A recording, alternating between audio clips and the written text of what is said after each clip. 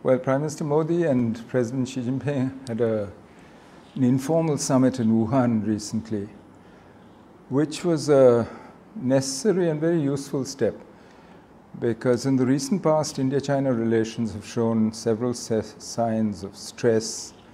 There have been several rather difficult and complicated issues, including a face-off between troops at Doklam last summer, which took about 72 days to resolve. But more than that, other points of friction in the relationship.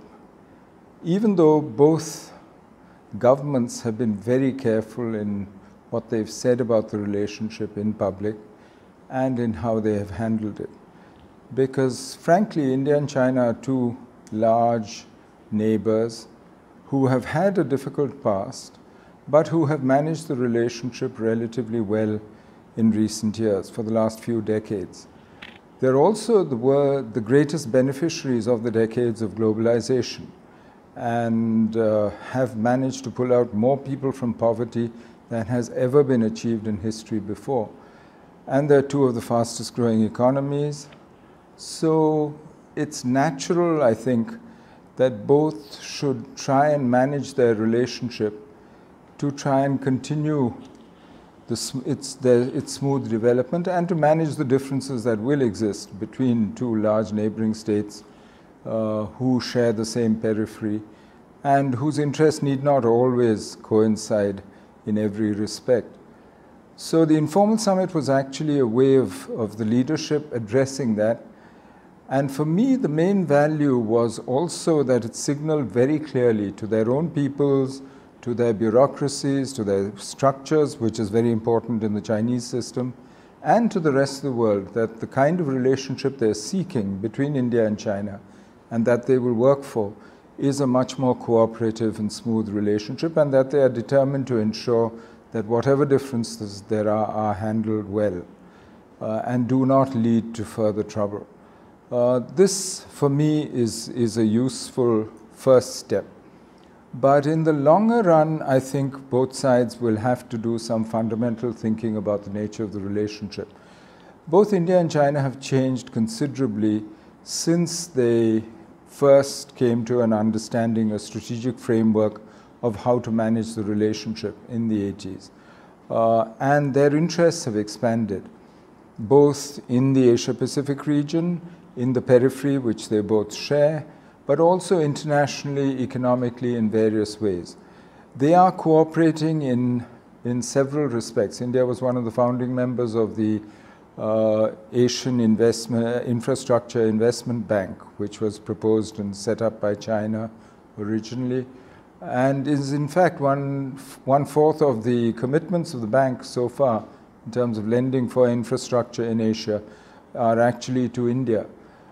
Trade between the two countries is large and growing, even though there's a huge imbalance in China's favor. There are 18,000 Indian students in China, which is more than there are in, say, the UK, for instance, a traditional destination for Indian students. So they are cooperating in various ways.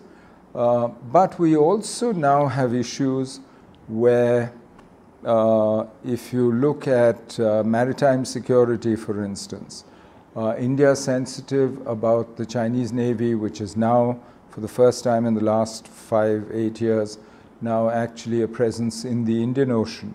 The same with the Indian Navy in the seas near China, South China Sea, East China Sea.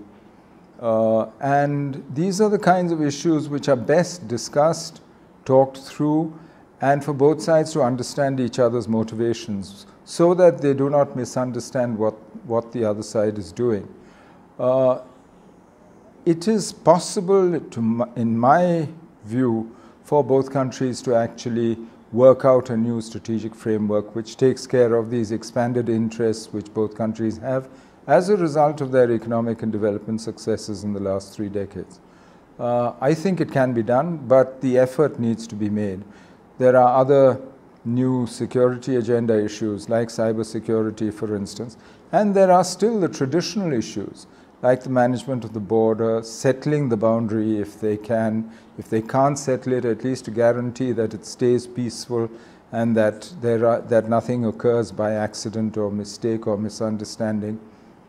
There is the question of how they manage their relationship with other countries in the periphery, which naturally affects Indian security, also affects Chinese security. Also, the approach to economic integration and the future path that Asia Pacific will take now that TPP is TPP 11 without the US, the RCP is still being negotiated, and yet these are two countries which today have a great dependence on the outside world. For India, it's today it's over 44% of GDP is external merchandise trade. For China, the proportion is only slightly lower. It's about 41, 42% or so. So both have a dependence on the outside world for energy, for markets, for technology, for access to commodities, the raw materials that feed their growth. And there are areas where I think they need to coordinate what they do to understand what the other is doing much better. China is very actively building infrastructure, ports, railways, roads, fiber optic cables, etc., as part of a Belt and Road, which India has misgivings about. And that's something that I think both sides need to sit and discuss and see how they can deal with it. Where it affects Indian sovereignty, clearly India will have objections, and that is not something that, sovereignty is not something that is negotiable for any government or state. But there are other parts of the Belt and Road which are not necessarily sovereignty related, at least not Indian sovereignty related. And there is, I think, potential, because India has always argued that we need much better Asian connectivity and has supported ideas for Asian connectivity. So I think there are other areas where both countries can work together. But let's see, the hard work, therefore, is left for the future. The Wuhan summit, I think, has given a broad direction and set that direction right at the top, which both for China and for India, but especially in the way China is structured, is very important. Because once those goals are set at the top, then it becomes clear that it's everybody else's function, whether it's the PLA, whether it's the economic bureaucracy, whether it's the state-owned enterprises, it's everybody else's responsibility to actually work towards that goal. So now that the direction has been set, the actual working out of the details of working out a new strategic framework which takes into account not only the expanded interests and this, but also the new situation in which we find ourselves in the Asia Pacific, in the world, and in the world economy. Because we are now, in a sense, in the the heyday of globalization is over since the 2008 economic crisis.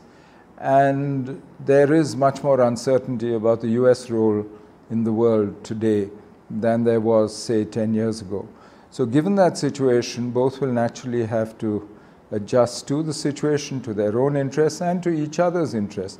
And it's important that we sit and undertake this exercise together at this time.